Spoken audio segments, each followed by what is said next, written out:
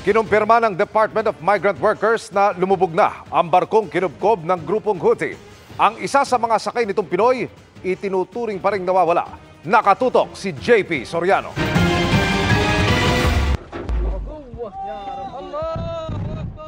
Kuhang-kuha sa video ang pagsabog ng Greek-owned MV Tutor coal carrier sa Red Sea na inatake ng rebeldeng grupong Houthi noong isang linggo.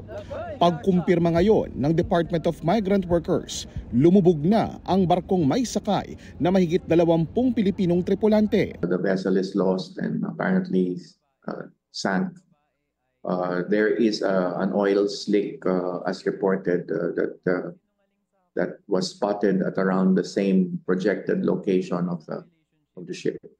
Nakabalik na ang mga Pinoy na tripulante maliban sa isang nawawala pa rin na ayon sa Amerika ay patay na. Pero sabi ng DMW sa pulong nito at ng mga kaanak ng nawawalang Pilipino, we cannot officially confirm his death or his passing. He is missing.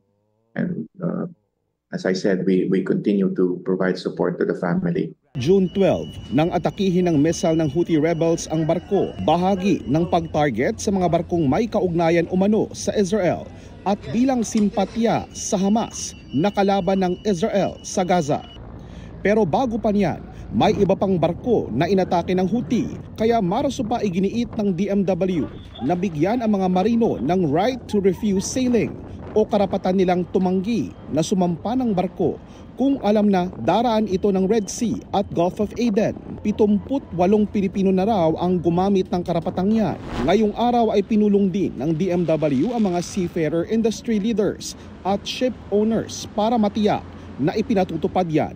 Yun ang isa sa mga bagay na tinitignan natin in terms of yung reporting. Kasi di ba yung issuance natin noong March, may reporting requirement na yun.